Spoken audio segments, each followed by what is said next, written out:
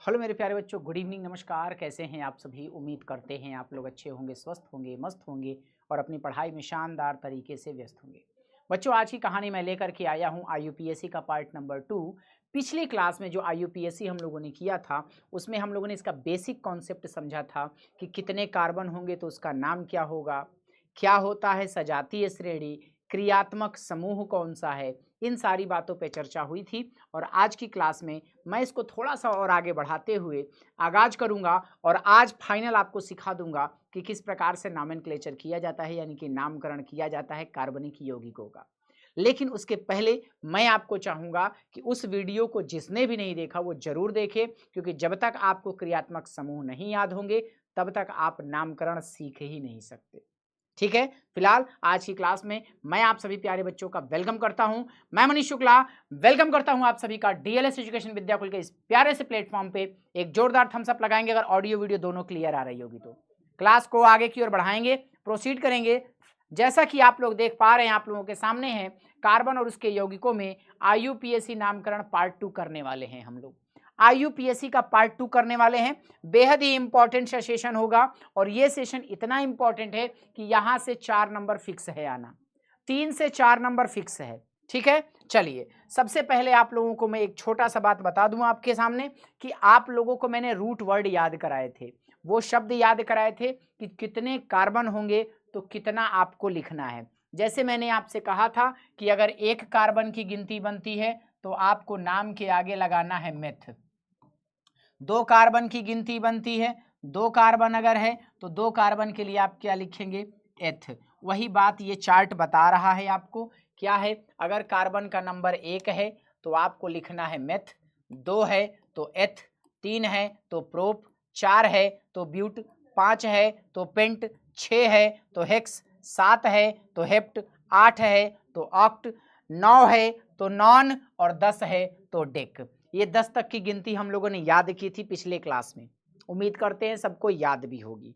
ठीक है, अच्छा। आईयूपीएससी जब हम लोग लिखेंगे तो इसका यूज करेंगे और इस रूप में करेंगे। मैं आपको एक चीज और दिखा दूं, इस रूप में इसका यूज करेंगे हम लोग कि हमको क्या पैटर्न फॉलो करना है, किस रूप में किन किन बातों का ध्यान रखना है नामकरण करते समय। तो देखिए, सबसे पहले मैं आपके सामने एक एग्जाम्पल देता हूं, उसके बाद मैं इसकी कहानी को आगे की ओर प्रोसीड करूंगा। क्या एग्जाम्पल है, जरा ध्यान से देखिएगा। जैसे मैंने इस प्रकार से कोई कार्बनिक यौगिक लिख दिया, ध्यान दीजिएगा, मैंने एक ऐसा लिख दिया। अब आपको सबसे पहले तो ये समझना है कि इसमें हाइड्रोजन कितने हैं। बेटा जी, हमेशा कार्बन के साथ हाइड्रोजन जुड़ा हुआ रहेगा और जहां पे बॉन्ड की कमी है वहां उतने हाइड्रोजन जोड़ दीजिए। बॉन्ड आप मत जोड़िए, उतने हाइड्रोजन जोड़िए। जैसे अगर मैं इस कार्बन को ध्यान से देखूं तो यहाँ पे 2 बॉन्ड लगे हुए हैं, तो कितने हाइड्रोजन कर देंगे कि इसके 4 पूरे हो जाएंगे? सर 2 और जोड़ देंगे अगर तो इसके 4 पूरे हो जाएंगे। सबसे पहले आप हाइड्रोजन को लिखना सीखो। अगर मैं इस कार्बन की बात करूं तो इसके पास 1 बॉन्ड लगा है, कितने बॉन्ड और चाहिए कि इसके पूरे हो जाएं? ध्यान से बताइएगा। सर 3 और लगा देंगे तो 4 पूरा हो जाएगा। अगर मैं इस कार्बन की बात करूं तो इसके ऊपर केवल 1 बॉन्ड है, इधर इधर इधर कहीं भी बॉन्ड नहीं है। तो सेम पैटर्न पे आप यहाँ एक हाइड्रोजन लगा दो, आप यहाँ एक हाइड्रोजन लगा दो, आप यहाँ एक हाइड्रोजन लगा दो। अगर मैं इस कार्बन को ध्यान से देखूं तो देख रहा हूं 1 2 3 बॉन्ड पूरे हैं, लेकिन 1 बॉन्ड पूरा नहीं है, हाइड्रोजन से पूरा कर दिया मैंने। सिमिलरली इस कार्बन को देखें तो 2 बॉन्ड तो हैं इसके पास, लेकिन 2 की जरूरत है। सर ये बन गया इसके 2। अगर मैं इस कार्बन की बात करूं तो इस प्रकार से इसको भी 3 की जरूरत है और इस प्रकार से हमने इसके 3 बना लिए। मुझे लगता है कि ये कॉन्सेप्ट आपको समझ में आया। अब अगर इसका नामकरण करना है तो उसके लिए कुछ विधियां बताई गई, कुछ रूल बताए गए, लेकिन उन रूल्स पे चलने से पहले मैं एक शॉर्ट ट्रिक आपको बता दूं, एक बहुत अच्छी बात बता दूं जिससे आप उन सब का नामकरण आसानी से कर सके। कैसे? सबसे पहला जो काम होता है वो लिखा जाता है प्रतिस्थापक के रूप में। जो प्रतिस्थापक होते हैं उनका नाम लिखा जाता है। जैसे इसमें प्रतिस्थापक कौन सा है, जैसे ये इसमें प्रतिस्थापक है, ये पूरा कैसे पता चला, कैसे पता चला, मैं बता रहा हूं, बस 1 मिनट रुक जाओ। सबसे पहले प्रतिस्थापक को लिखेंगे, ठीक है। अच्छा, उसके बाद क्या लिखेंगे, उसके बाद तो दूसरा स्टेप आएगा। दूसरे स्टेप में आपको लिखना है कार्बन परमाणु के लिए, कार्बन परमाणु के लिए क्या लिखना है भैया, आपको संख्या लिखनी है, यानी कि रूट वर्ड लिखना है, मूल शब्द लिखना है।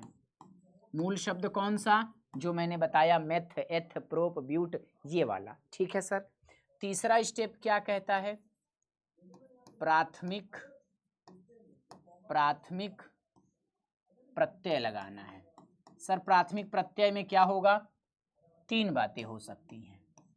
अगर सिंगल बॉन्ड है तो लास्ट में एन लगाएंगे, अगर डबल बॉन्ड है तो लास्ट में इन लगाएंगे, और अगर ट्रिपल बॉन्ड है तो लास्ट में आइन लगाएंगे, ठीक है। और सबसे लास्ट बात जो आपको इसमें जाननी चाहिए वो होगी क्या, चौथे नंबर पे, और वो चौथा नंबर किसका होगा, द्वितीयक प्रत्यय का, द्वितीयक प्रत्यय का। इस प्रतिस्थापक को आप उपसर्ग के रूप में भी समझ सकते हैं, ठीक है। तो ये 4 बातें तो मतलब दिमाग में रखनी ही है। सबसे पहले किसको लिखेंगे, उपसर्ग को या प्रतिस्थापक को लिखेंगे। दूसरी चीज क्या लिखेंगे, कार्बन परमाणु के लिए जो मूल शब्द आएगा, मेथ, एथ, प्रोप, ब्यूट, पेंट, जो भी आएगा वो लिखेंगे। तीसरी बात, प्राथमिक प्रत्यय आएगा, और प्राथमिक प्रत्यय में एन, इन और आइन, ये 3 बातें हैं। और चौथी बात आएगा द्वितीयक प्रत्यय के रूप में, और यही प्रत्यय जो द्वितीयक प्रत्यय है, इसी को हम लोग क्रियात्मक समूह के रूप में भी ध्यान रखेंगे। यही हमारा क्या होगा, प्रक्रियात्मक समूह भी होगा, ठीक है। अब आ जाइए, कहानी को और आगे बढ़ाएंगे और आपके सिलेबस के हिसाब से हम आगे की ओर चलेंगे। सबसे पहले बात कर लेते हैं प्राथमिक प्रत्यय के बारे में। प्राथमिक प्रत्यय क्या होगा, प्राथमिक प्रत्यय क्या होगा, कार्बन श्रृंखला की प्रकृति के आधार पे, अगर मान लेते हैं उसमें सिंगल बॉन्ड है, एकल बंध है, एकल बंध है, तो इसमें हम लोग क्या लिखेंगे, इसको हम लोग क्या लिखेंगे सर, इसको हम लोग लिखते हैं प्राथमिक प्रत्यय के रूप में, एन के रूप में। क्या लिखेंगे, एन के रूप में। अगर डबल बॉन्ड है यानी द्विबंध है, तो इसके लिए हम लोग क्या लिखते हैं, इन लिखते हैं। और अगर त्रिबंध है यानी ट्रिपल बॉन्ड है, त्रिबंध है, ट्रिपल बॉन्ड है, तो हम इसको लिखते हैं आइन के रूप में। बताओ ये बात समझ गए, बताओ ये बात समझ गए। अगर एकल बंध दिख रहा है हर जगह तो लास्ट में क्या लगेगा, इसमें एन। अगर द्विबंध दिख रहा है तो लास्ट में क्या लगेगा, इन। और अगर त्रिबंध दिख रहा है तो लास्ट में क्या लगेगा, आइन लगेगा। मुझे लगता है ये कॉन्सेप्ट समझ गए। क्या लिखा है, प्राथमिक प्रत्यय का उपयोग कार्बन श्रृंखला में संतृप्त या असंतृप्त को दर्शाने के लिए किया जाता है। अगर ये है तो संतृप्त और ये दोनों है तो असंतृप्त, ठीक है। यहां लिख दें क्या, असंतृप्त, ठीक है साहब, ओके। नाम लिखते समय प्राथमिक प्रत्यय का शब्द मूल शब्द से जोड़ा जाता है। जो मूल वर्ड, जो रूट वर्ड है, मेथ, एथ, प्रोप, ब्यूट, उसमें इसको जोड़ के लिखा जाता है। मेथेन, एथेन, एथीन, तो जोड़ के लिखा जाएगा, ठीक है सर। ये बात तो पहला रूल के रूप में आप दिमाग में रखेंगे। दूसरी बात क्या कह रहा भैया, द्वितीयक प्रत्यय के रूप में। द्वितीयक प्रत्यय का उपयोग कार्बनिक यौगिक में क्रियात्मक समूह को इंगित करने के लिए किया जाता है। प्राथमिक प्रत्यय के अंतिम वर्ड ई को हटा दिया जाता है यदि उसके अंत में ए, ओ, ई, आई, ओ, यू से शुरू होने वाला प्रत्यय हो। आप इस लाइन को अभी छोड़ दीजिए, इसको मैं बाद में समझाऊंगा, पहले यहां तक देखिए, हटा दिया जाता है तक, ठीक है सर। अब कैसे, किसके लिए क्या लिखेंगे, द्वितीयक प्रत्यय। तो देखिए, अगर उसमें, अगर कहीं पर भी आपको दिख जाए सी ओ एच, इसको क्या कहते हैं, ये कौन सा क्रियात्मक समूह हो, आपको याद हो तो बताएंगे। इसे कहते हैं हम लोग कार्बोक्सिलिक समूह, कार्बोक्सिलिक समूह, ठीक है। और इसके लिए जो प्रत्यय यूज किया जाता है, जो प्रत्यय यूज किया जाएगा वो प्रत्यय कौन सा होगा, वो प्रत्यय क्या जोड़ा जाता है इसके लास्ट में? ओइक अम्ल। क्या जोड़ेंगे ऐसे में लास्ट में? ओइक अम्ल। सर एक कहानी तो समझ में आ गई। दूसरी लाइन आप नोट करेंगे, एक पहले के लिए हो गया, दूसरे के लिए नोट करेंगे। अगर इसमें आ जाए C डबल बॉन्ड OH, इसको क्या कहते हैं? अगर इसे CHO बोलते हैं, इसे कहते हैं क्या? एल्डिहाइड समूह। एल्डिहाइड समूह बोलते हैं। क्या बोलते हैं जी? एल्डिहाइड समूह बोलते हैं। और जहां भी एल्डिहाइड समूह आ जाए उसके प्रत्यय के लिए जो शब्द इस्तेमाल किया जाता है उसके लास्ट में जोड़ा जाता है अल। क्या जोड़ा जाता है? अल जोड़ा जाता है। एक तीसरा नोट करेंगे आप, तीसरे नंबर पे नोट करेंगे, तीसरे नंबर पे नोट करेंगे। कहीं पर भी आपको अगर ऐसी स्थिति दिख जाए, कहीं पर भी आपको ऐसी स्थिति दिख जाए तो आप इसको क्या कहोगे साहब? ये कीटोन समूह है। ये क्या है? कीटोन समूह है। और अगर ये कीटोन समूह है तो इसके लास्ट में लगता है ओन। क्या लगाते हो जी? ओन, कीटोन, है ना। तो ये 3 मैंने बताए। अभी आपको मैं और आगे दिखा रहा हूं, आगे आपको मैं और कुछ प्रत्यय दिखा रहा हूं, ध्यान से देखिएगा। क्या है भैया? कीटोन मैंने देख लिया। चौथे नंबर पे आप लिखेंगे, चौथे नंबर पे आप लिखेंगे किसको? OH को। इसको क्या कहते हैं सर? इसको कहते हैं हाइड्रोक्साइड ग्रुप या एल्कोहलिक ग्रुप। तो ये मैंने लिख दिया, एल्कोहलिक, एल्कोहलिक समूह बोलते हैं, एल्कोहलिक समूह बोलते हैं। और ये एल्कोहलिक समूह के लिए जो प्रत्यय यूज किया जाता है वो होता है ऑल। आपने सुना है, नाम में आता है एल्कोहल, फिनॉल, तो ऑल लगा के इसको बोला जाता है। 5वें नंबर पे एक पॉइंट और नोट करेंगे। अगला क्या कहता है, जरा ध्यान से सुनिएगा। सर एक आता है जिसमें आपको इस प्रकार से दिखेगा, इसको क्या बोलते हैं? इसको बोलते हैं ईथर। क्या बोलते हैं? ईथर। ईथर का नामकरण हम लोग स्पेशल तरीके से करेंगे, इसमें ऑक्सी लगा करके किया जाता है नामकरण। क्या लगा करके नामकरण किया जाता है? ऑक्सी लगा करके किया जाता है। ठीक है, तो ये कुछ 5 क्रियात्मक समूह जो आपके एग्जाम के लिए बेहद इंपॉर्टेंट हैं। अब इनका नामकरण कैसे करते हैं, क्या है प्रक्रिया, सब बताएंगे। एक एक स्टेप अब हम लोग चलेंगे। ठीक है, चलिए अब ले लेते हैं क्या? अब ले लेते हैं कहानी। क्या? सबसे पहली कहानी ले लेते हैं आपके सामने कि किस प्रकार से नामकरण किया जाता है। नामकरण करने के लिए क्या क्या विधियां हमको इस्तेमाल की जाएंगी। सबसे पहली विधि, सबसे पहला पॉइंट नोट करेंगे। क्या नोट करेंगे सर? सबसे पहला पॉइंट ये कहता है कि सबसे लंबी श्रृंखला का चुनाव, सबसे लंबी श्रृंखला का चुनाव। पहला आप लाइन यही नोट करेंगे आप। अब सबसे लंबी श्रृंखला का चुनाव का मतलब क्या है, ध्यान से सुनिएगा। जैसे मैंने कहा एक कार्बन ये है, दूसरा कार्बन ये है, तीसरा कार्बन ये है, चौथा कार्बन ये है, पांचवा ये है, छठा ये है। तो क्या हम ऐसे किस प्रकार से इसकी गिनती करते हैं? सबसे पहले कितने कार्बन हम गिनेंगे इसमें? वैसे कार्बन कितने हैं? 1 2 3 4 5 6 कार्बन हैं, तो क्या 6 मान लेंगे क्या? नहीं, ऐसा नहीं होता।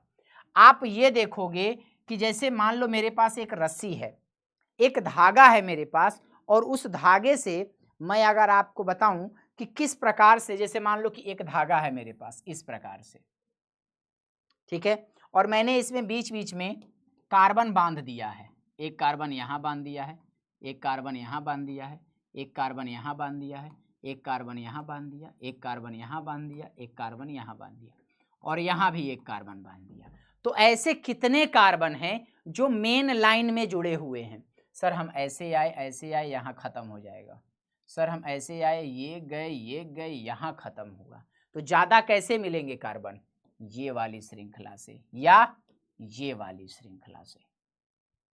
बात समझ पा रहे हो? जैसे मैं इसमें अगर आ जाऊं तो देखो, यहाँ से गए, अगर मानते हैं गिनती 1 इसको, 2 इसको, 3 इसको, तो ये 4 पे ख़त्म हो गई। मैंने थोड़ा सा इसको और मोल्ड किया, मैंने कहा 3 ये कर लो, 4 ये है, यहाँ से कर लिया तो 5। कितने कार्बन की चेन मिली? तो 5 कार्बन की। हमने इसको इस प्रकार से एक ब्रैकेट में ऐसे दिमाग में बंद कर लेना है। अब जो बच गया उसको अलग ऐसे कर लेंगे। ठीक है, इतनी बात समझ में आई। सबसे पहले तो लंबी श्रृंखला चुन रहे हैं हम। एक और एग्जाम्पल दिखाते हैं पहले आपको, उसके बाद और आगे बढ़ेंगे इसमें। जैसे मैंने कहा इस प्रकार से,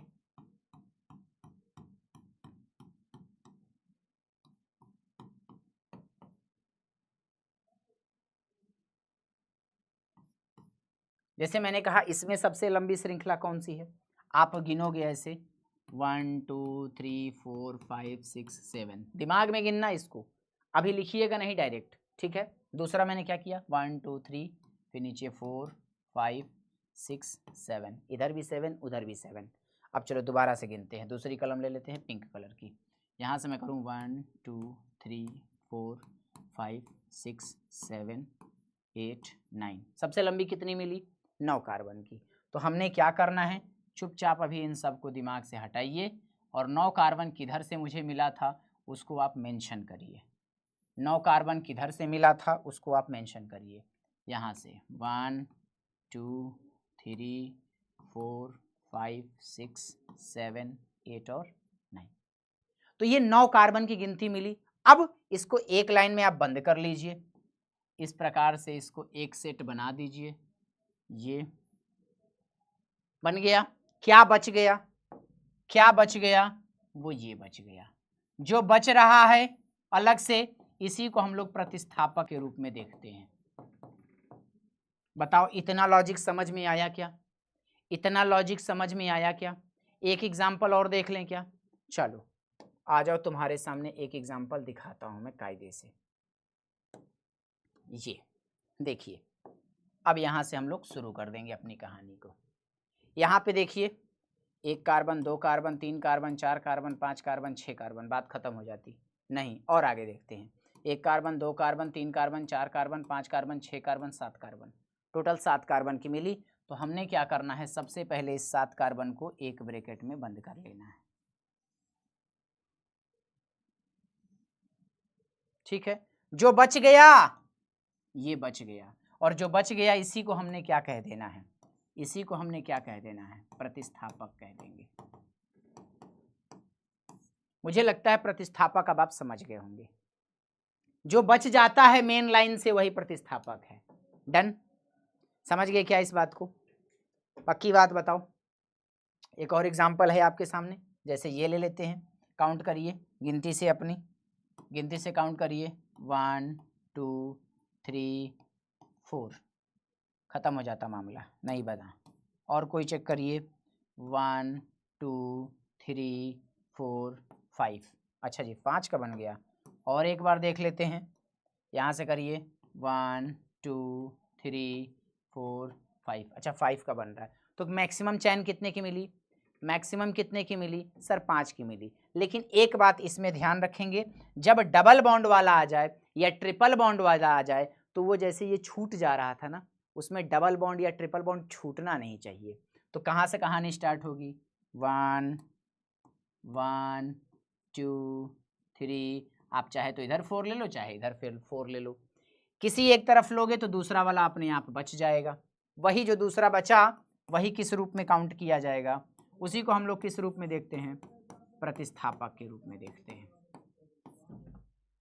ठीक है, डन है, डन है, ओके। सर इधर भी कुछ प्रतिस्थापक बच रहा है क्या, हाँ सर ये इतना, ये भी प्रतिस्थापक है। मुझे लगता है आप प्रतिस्थापक की कहानी समझ गए होंगे। हाँ, डबल बॉन्ड ट्रिपल बॉन्ड या कोई क्रियात्मक समूह आ जाए उसको प्रतिस्थापक के रूप में इंक्लूड मत करिएगा, अभी वो अलग केस बनेगा, वहां हम बताएंगे। लेकिन फिलहाल इतनी बात तो समझ गए, डन है, आगे बढ़ें। चलो चलो, अब नामकरण करते समय क्या करते हैं भैया, क्या ध्यान रखेंगे। मैंने आपको 4 पॉइंट का एक रूल बताया है, 4 पॉइंट का एक रूल बताया है, जिसमें सबसे पहली बात मैंने बताई प्रतिस्थापक लिखने की, सबसे पहली बात मैंने प्रतिस्थापक लिखने की बताई। इसमें प्रतिस्थापक कौन सा था, ये वाला। जब एक कार्बन का प्रतिस्थापक हो, क्या लिखा है यहाँ पे जरा ध्यान दो, CH3, CH3 लिखा है। बना पहले क्या रहा होगा, ये पहले CH4 रहा होगा, जिसमें से एक हाइड्रोजन कम हो गया और ये बन गया क्या, CH3। पहले ये एल्केन था, मैंने लास्ट क्लास में इसको कराया था, पहले ये एल्केन था, अब इसमें से एक हाइड्रोजन कम हुआ तो ये बना दिया क्या, एल्किल।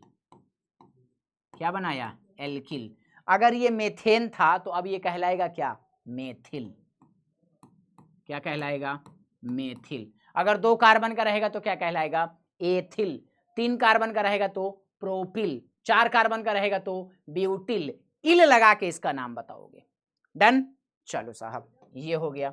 तो कितना बचा है, जो सबसे पहले प्रतिस्थापक को लिखेंगे। अब प्रतिस्थापक लिखते समय बताएंगे कहां पर है ये, तो मुझे लग रहा है ये तीसरे कार्बन पे जुड़ा है, तो लिखेंगे क्या, 3 मेथिल। 3 मेथिल, क्योंकि ये तीसरे वाले से प्रतिस्थापक जुड़ा हुआ है, तो मैंने लिख दिया 3 मेथिल। अच्छा सर, दूसरा स्टेप क्या कहता है, दूसरा स्टेप क्या कहता है, रूट वर्ड। रूट वर्ड कितने कार्बन का मिल रहा है वो बताएंगे। कितने कार्बन का मिल रहा है जरा ध्यान दीजिएगा। 1 2 3 4 5 6 7, सर 7 कार्बन का, और 7 कार्बन का लिखा तो हमने लिख दिया यहाँ पे क्या, हेप्टेन। हेप्टेन। हेप्टेन क्यों लिखा, क्योंकि ये 2 चीज़ों से बना, एक है इसमें हेप्ट, हेप्ट बताता है 7 कार्बन है, और तीसरा जो पॉइंट इसमें ऐड करना है वो ऐड करना है आपको प्राथमिक प्रत्यय का। और प्राथमिक प्रत्यय क्या है, प्राथमिक प्रत्यय क्या है, मैंने कहा कि उसमें एकल बॉन्ड होगा तो एन लगाएंगे, डबल बॉन्ड होगा तो ईन लगाएंगे, ट्रिपल बॉन्ड होगा तो आइन लगाएंगे। तो यहाँ पे मुझे सब में कौन सा बॉन्ड दिख रहा है, एकल बंध दिख रहा है, इसलिए मैंने इस हेप्ट में क्या जोड़ दिया, एन जोड़ दिया, और ये बन गया क्या सर, हेप्टेन बन गया। हेप्टेन बन गया, वही मैंने हेप्टेन लिख दिया। तो इसका नाम क्या बना, इसका नाम क्या बना, 3 मेथिल हेप्टेन। डन। डन, पक्का बोलो। चलो उसी प्रकार से अगर इसका नाम लिखना हो तो क्या लिखेंगे, अगर इसका नाम लिखना हो तो क्या लिखेंगे, सबसे पहले कितने कार्बन मिले, 1 2 3 4, 4 कार्बन।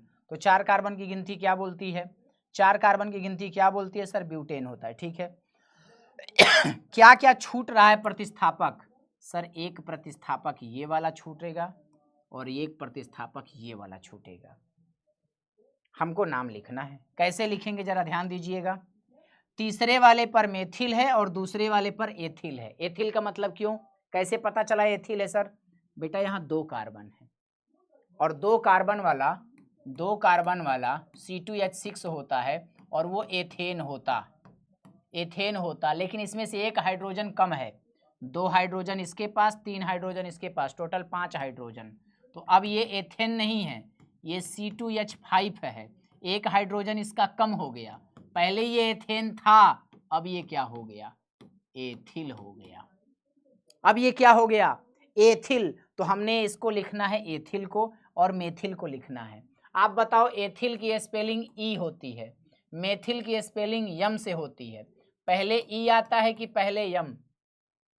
अल्फाबेट में जब अंग्रेजी की वर्णमाला पढ़ते हैं तो उसमें ई पहले आता है कि यम, सर पहले ई आता है, तो इसलिए हम सबसे पहले किसको लिखेंगे, इसको लिखेंगे। तो दूसरा पॉइंट नोट करिएगा कि प्रतिस्थापकों को अंग्रेजी के वर्णमाला के अनुसार लिखा जाता है। तो सबसे पहले किसको लिखेंगे, मेथिल को। किस कार्बन से मेथिल जुड़ा है, दूसरे कार्बन से एथिल जुड़ा है, तो हमने लिखा यहाँ पे 2 एथिल। हिंदी में लिखना चाहें हिंदी में लिख दें, इंग्लिश में लिखना चाहें इंग्लिश में, 2 एथिल। तीसरे कार्बन पे क्या जुड़ा है, मेथिल, तो हम लिखेंगे कामा लगा के तीसरे पे क्या जुड़ा है, मेथिल। ठीक है। और कितने कार्बन की चेन है, 1 2 3 4, 4 कार्बन की। 4 कार्बन को बोलते हैं ब्यूटेन। क्या बोलते हैं, ब्यूटेन। तो हमने इसके लिए लिख दिया ब्यूट। और देखने में लग रहा है कि पहले कार्बन पे डबल बॉन्ड है, पहले कार्बन पे डबल बॉन्ड है, तो हमने लिख दिया ब्यूट 1 ईन। 1 क्यों लिखा, क्योंकि पहला कार्बन पे है क्या है, ईन है, और ईन का मतलब होता है डबल बॉन्ड, तो तो पहले कार्बन पे डबल बॉन्ड है, वो लिख दिया मैंने ब्यूट 1 इन। आप इसको क्या लिख सकते हैं, और ब्यूटीन 1 ये भी लिख सकते हैं। तो इसका सही नाम क्या बना, इसका सही नाम क्या बना, ये लिखा है 2 एथिल 3 मेथिल ब्यूट 1 इन। समझ गए कैसे लेबलिंग कर रहे हैं? ओके। अगर आप अपनी स्लाइड जो हमने पुराना एग्जाम्पल लिया था उसका नामकरण करना चाहें तो कैसे करेंगे? सर इसका नामकरण करना है, आइए एक और दिखा देते हैं आपको। क्या है भैया, पहले काउंटिंग करो, 1 2 3 4 5, 5 कार्बन मिले। यहाँ से करें अगर 1 2 3 4 मिल रहा है, 1 2 3 4 मिल रहा है, 5 वाली गिनती 1 2 3 4 5, ठीक है, 5 कार्बन की गिनती हो गई। अब 5 कार्बन को क्या लिखते हैं, 5 कार्बन को क्या लिखते हैं सर, पेंट लिखते हैं। कुछ छूट रहा है क्या सर, ये छूट रहा है, किस कार्बन पे, तीसरे पे छूट रहा है। तो हमने क्या लिखना है, सबसे पहले 3 मेथिल लिखेंगे, 3 मेथिल लिखेंगे, क्योंकि तीसरे पे एक कार्बन छूट रहा है और एक कार्बन की गिनती क्या कहलाती है, मेथिल कहलाती है। तो तीसरे पे मेथिल है। आगे और क्या लिखेंगे, ये हो गया। अब मेन चेन मेरी ये वाली है, ठीक है, मेन चेन मेरी ये वाली है और इसमें टोटल 5 कार्बन है। तो 5 कार्बन के लिए हमने लिखा क्या, पेंट। 5 कार्बन के लिए हमने लिखा क्या, पेंट। अच्छा, डबल बॉन्ड है सब में कि सिंगल बॉन्ड है? सब में डबल बॉन्ड है कि सिंगल बॉन्ड? Single bond. तो इसमें हमने जोड़ दिया एन, तो नाम बन गया इसका क्या, पेंटेन। बोलो राजी खुशी, 3 मेथिल पेंटेन।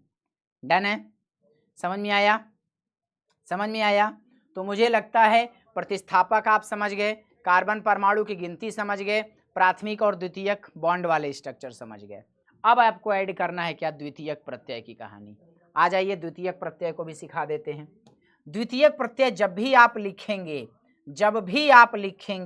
आपके सामने सबसे पहली बात क्या याद होनी चाहिए, जो भी मैंने आपको प्रतिस्थापक बताए हैं, जो भी मैंने आपको सूत्र में बताया है, वो सारा आपको याद होना चाहिए। जैसे मैंने आपको बताया कि अगर OH है तो ऑल लगेगा, OO है तो ईथर है, इसको ऑक्सी बोलते हैं, वो सारी बातें हमने बताई आपको। अब जैसे एक एग्जाम्पल लेते हैं और कहानी को आगे बढ़ाएंगे। क्या एग्जाम्पल है सर, ध्यान से सुनिएगा। जैसे मैंने लिखा CH3OH, तो आप तुरंत लिखेंगे एक कार्बन को बोलते हैं सर मीथेन, क्योंकि सब सिंगल बॉन्ड है, और इसमें आपको जोड़ना है इसकी वजह से ऑल। क्या जोड़ना है, ऑल। तो बनेगा क्या, ये बनेगा क्या, मीथेनॉल। क्या बनेगा, मीथेनॉल। अगला चलें, जैसे मान लो एक और दिया है आपके सामने C2H5OH, ये क्या है, एथ है। 2 कार्बन की गिनती क्या बोलती है, एथ बोलती है, और इसमें सब में क्या है, सिंगल बॉन्ड, तो इसमें जोड़ा मैंने एन, प्राथमिक प्रत्यय, और द्वितीयक प्रत्यय अब ऐड होगा इसकी वजह से, और ये हमने जोड़ दिया ऑल। पूरा नाम क्या बना सर, इथेनॉल। बोलो राजी खुशी, समझ में आ रहा है, समझ में आ रहा है? एक और एग्जाम्पल ले, जैसे ये एग्जाम्पल आप बताएंगे मुझे। मैंने लिखा C3H7OH, इसका नाम अगर बताने के लिए कह दिया जाए तो क्या बताओगे? तो सीधा सीधा आप कहेंगे सर 3 कार्बन की गिनती क्या बोलती है, 3 कार्बन की गिनती बोलती है प्रोपेन, ठीक है, प्रोपेन है, या यूं कह दें कि प्रोप है, ठीक है, प्रोप है, और उसमें सब में सिंगल बॉन्ड है, तो जोड़ेंगे क्या, एन। उसके बाद OH की वजह से क्या बोलते हैं सर, ऑल।